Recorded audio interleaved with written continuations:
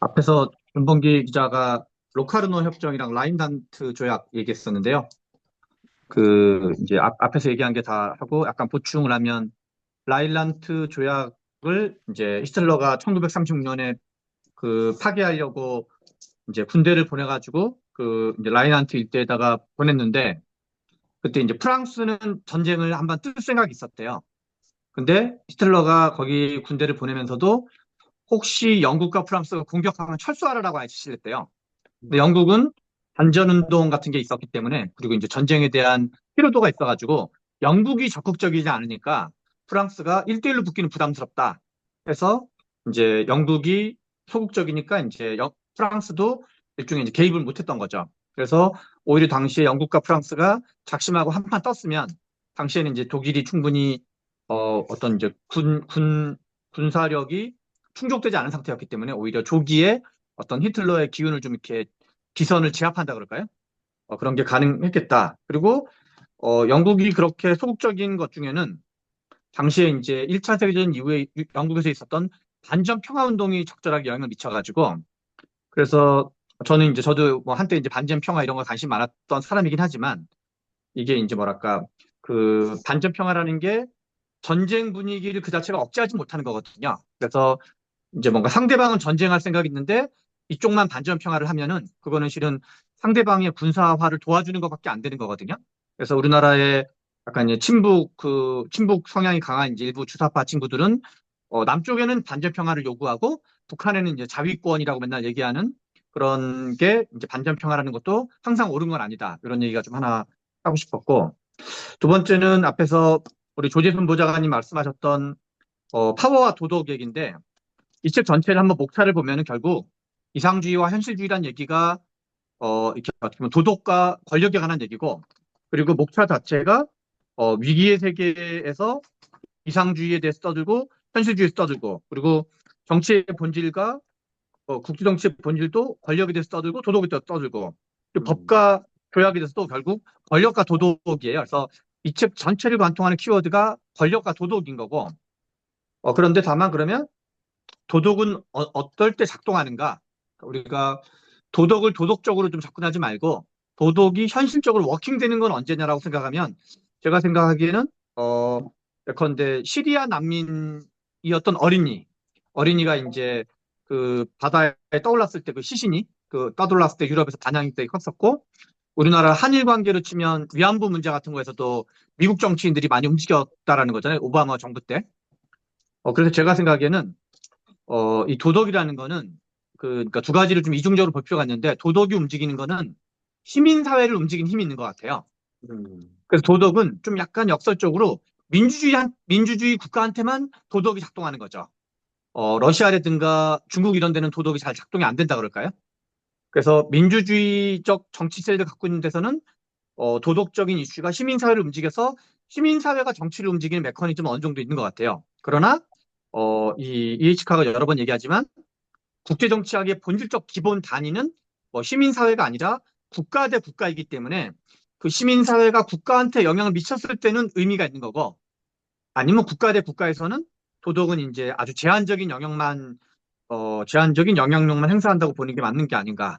그리고 이 책 전체를 관통하는 거는 뭐라 그럴까 이렇게 일단은 현실로서의 권력 그리고 도덕은 그거에 대한 어떤 이제 좀 약간 양념 또는 플러스 알파 또는 어떤 변형된 힘 이런 정도로 우리가 보는 게 맞는 것 같고, 그리고 그거는 좀 더 확장하면 우리 이제 막스 베버의 정의인데 국가는 뭐냐에 대한 막스 베버의 가장 간명한 정의는 폭력의 합법적 독점이거든요. 그래서 실은 이제 국내 정치와 국제 정치의 차이라고 얘기하지만 국내 정치도 원래 폭력이 기본인 거죠. 그래서 누군가가 불편부당하게 정권을 탈취해도 뭐 그게 조선시대가 됐건 이방원이 사람을 다 죽여서 집권을 하든 아니면 이제 뭐 어떤 단정을 통해서 집권하든 아니면 이제 나중에 박정희나 이런 사람처럼 이제 쿠데타를 통해서 집권하든 다만 이제 박정희와 전두환이 다른 거는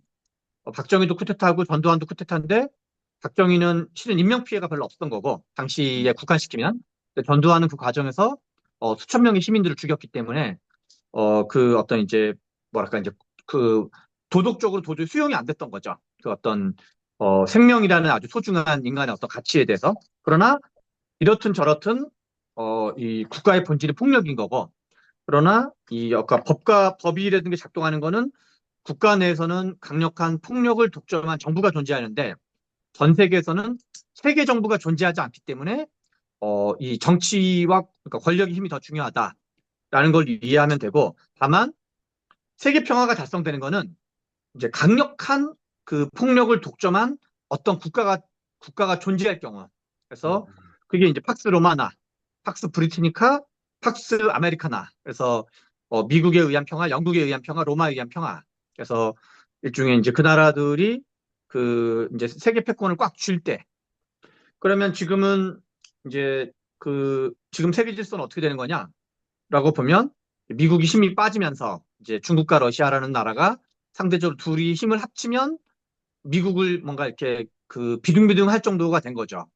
중국은 미국과 경제력으로 비슷하고 러시아는 미국과 핵무기로 비슷한 나라가 되는 거기 때문에 그런 점에서 저는 중국과 러시아를 약간 분할하는 전략, 중국과 러시아를 이제 완전히 이간질을 못 시키겠지만 일정 정도 분리 대응하는 트럼프의 전략 또는 이제 그 누구야 그래 그 콜비가 아니라 누구야 그 왜 콜비가 주장하는 게 그런 거라는 건데 그래서 이제 일종의 러시아를 뭐 상대적으로 중립화시키고 그리고 이제 뭐 얘기했지만 러시아는 유럽연합이 커버하고 이제 중국은 미국이 주로 집중하고 그래서 이제 러시아는 유럽연합이 맡으면 이제 중국은 이제 미국 입장에서 아시아의 부자 나라 네 개가 있기 때문에 일본, 한국, 대만, 호주 요 부자 나라 네 개가 안보 역할을 좀 증대시키는 방향으로 하면 만약에 그것이 뭐 트럼프가 천년만년 집권하는 게 아니라 4년 동안 약간 미치광이 전략으로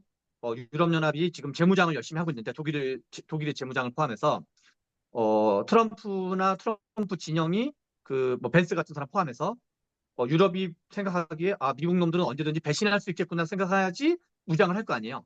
유럽의 재무장을. 그래서 트럼프 이후에는 다시 세계 평화가 달성될 수도 있겠다. 그러니까 트럼프가 만들어 놓은 어떤 또 유럽의 재무장 또는 유럽이 군비를 확장 들리는 그래서 유럽 버전의 자주국방 이런 게 되면 왜냐하면 지금 우리가 글로벌 사우스라고 말하지만 뭐 인도라든가 브라질이 그 정도로 중국과 러시아에서 편먹고 뭐 어떻게 그 위협할 가능성은 없거든요.